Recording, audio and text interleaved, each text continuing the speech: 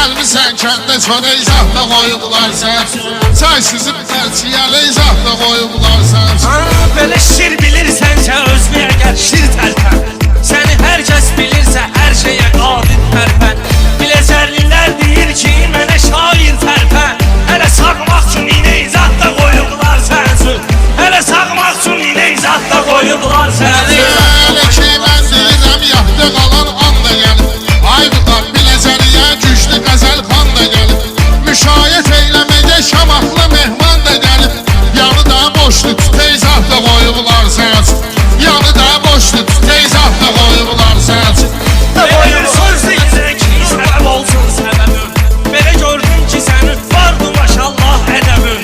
Görürəm Rəşad sənin tirezmi gəlməyir təbim.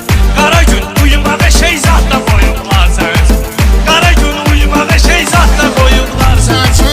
Rəşadın adətidir, meyxana vərdişim benim. Seçim xiridarlara xüsusi çəkilişim benim. Vüqar belə şey deyib çox oğlanın içim benim. Narka biznesdə muzey zahda qoyublar sənsin.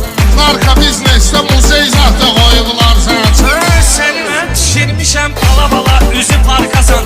Bilmirəm sən ya Parişsən ya da Danimarkasan. Qaldı iş verməyə sən maşallah dış markasan. Orada məcburi əmək zahda qoyublar sənsin.